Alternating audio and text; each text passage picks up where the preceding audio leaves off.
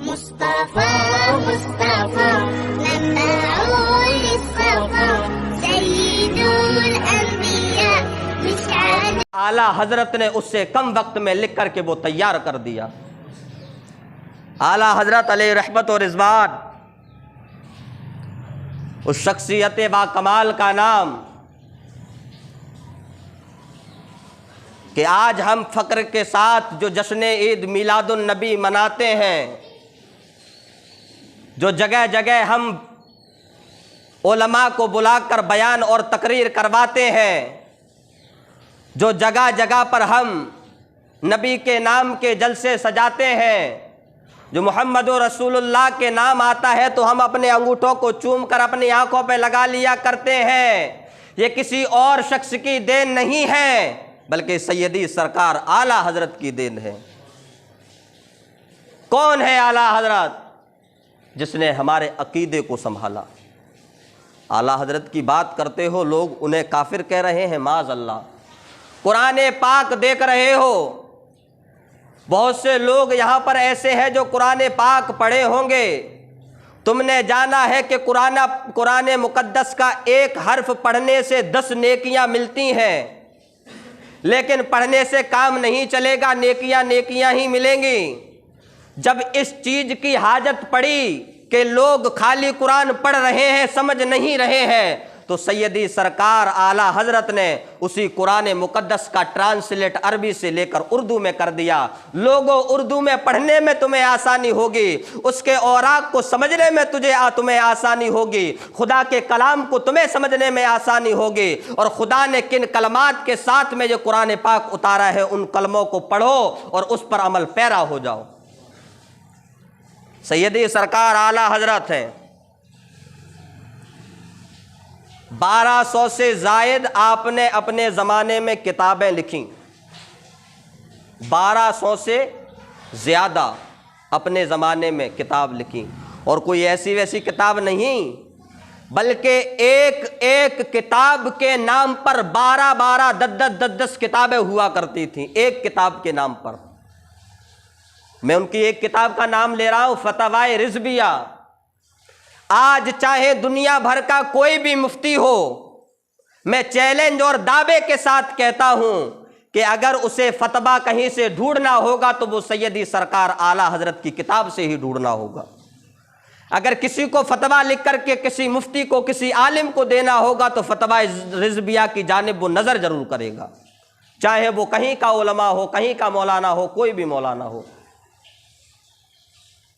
सैयदी सरकार आला हजरत का इश्क देखो कि जो आज अपने दिमाग में गलत फहमी बसाने वाले लोग हैं, जो अपने जहनों में गलत फहमी बसाने वाले लोग हैं, जो उस जमाने में अपने झंडों को ऊंचा कर करके चल रहे थे, उस जमाने में सैयदी सरकार आला हजरत के पास कुछ खत आते थे लिखे हुए। आपका मामूल था कि वक्त निकाल करके पूरे दिन में आप असर के टाइम पे उन ख़तों को खोला करते थे और उन ख़तों को पढ़ा करते थे कि क्या इनमें लिखा हुआ है।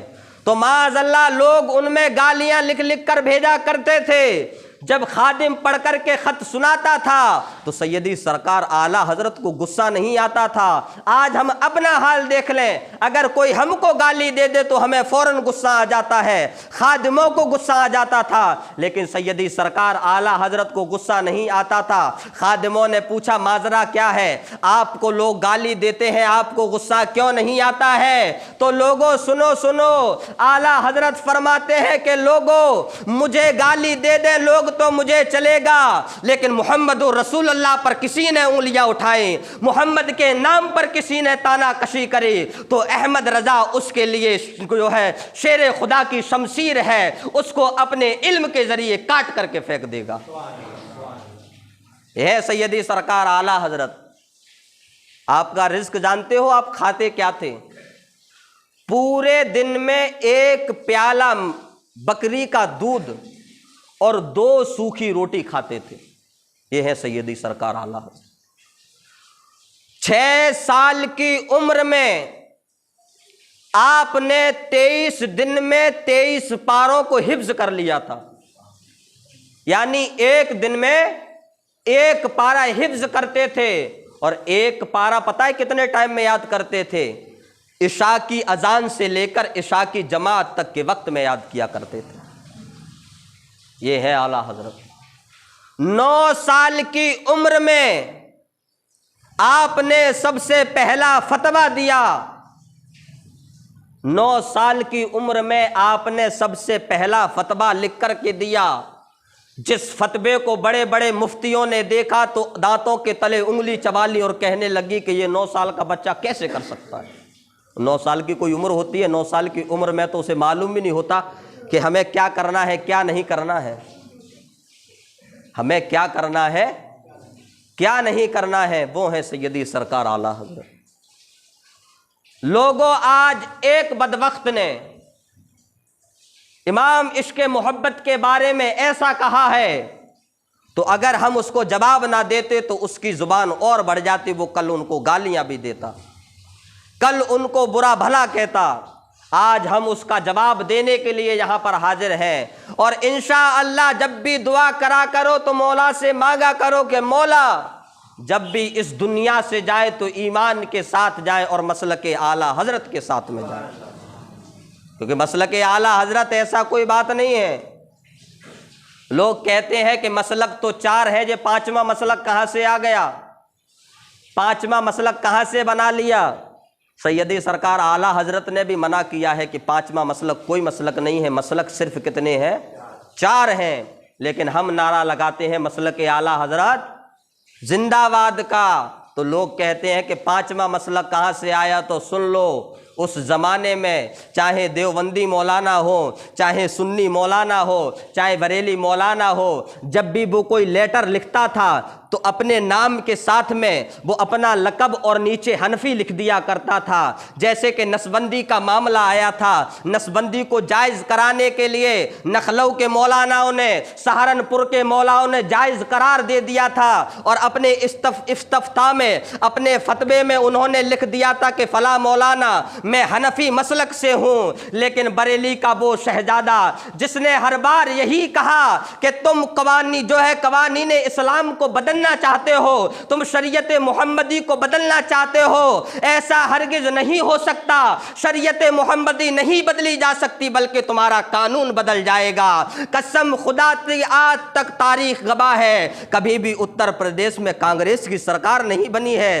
तब से लेकर आज तक आप इतिहास उठा कर देख लो, इमाम इश्क़ मोहब्बत के उस साहबजादे ने जैसे ही ये कहा था, कसम खुदा की उस वक्त से लेकर आज तक उत्तर प्रदेश में, अपने यूपी में कांग्रेस की सरकार नहीं बनी। बल्कि उस टाइम पे जरूरत पड़ी, कोर्ट में जब फतवे दाखिल किए जाते थे तो सुन्नी मौलाना का नाम लिखा रहता था, नीचे हनफी लिखा होता था। देवबंदी मौलाना का नाम लिखा होता था, नीचे हनफी होता था। लोग जो है कंफ्यूज हो जाते थे, सोच में पड़ जाते थे कि इन्होंने गलत लिखा है, इन्होंने सही लिखा है, ये भी हनफी है, ये भी हनफी है। मामला है क्या, तो अहले सुन्नत वल जमात ने अपनी पहचान कराने के लिए मसलके आला हजरत का नारा लगाया और हमने कहा कि हम मोहम्मद रसूलुल्लाह से इश्क करने वाले लोग हैं। हम हनफी ज़रूर हैं, लेकिन हनफी के साथ साथ में हम मसलके इमाम आज़म, मसलके इमाम अहमद रज़ा को भी मानने वाले हैं।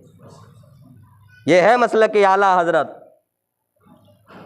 लोगों, इसी पे बस नहीं है, ये तो आला हजरत की मुख्तसर सी ज़िंदगी मैंने आपको बयान की है।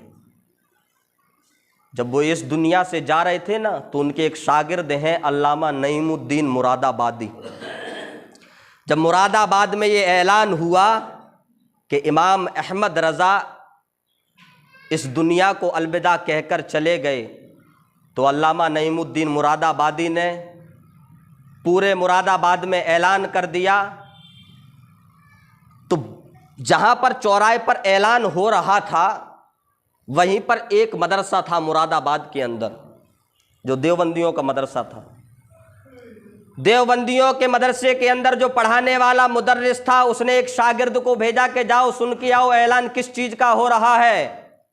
शागिर्द गया और सुन के आया, कहने लगा उस्ताद बड़ी खुशी की बात है।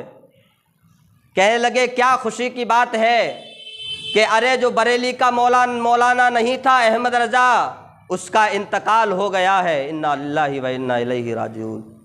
वो देवबंदी मौलाना अपने मसनद पर बैठकर, अपनी दरसगाह पर बैठकर रोने लगा और उसने छुट्टी दे दी और कहा कि लोगों, खुश होने का दिन नहीं है बल्कि गमगीन होने का दिन है, क्योंकि हम गैर कौमों के साथ में अगर किसी को इल्म के दायरे में पेश करना होता, इल्म के मामले में आगे दिखाना होता था तो इमाम अहमद रज़ा आगे जाया करते थे। अब हम किसको दिखाएंगे?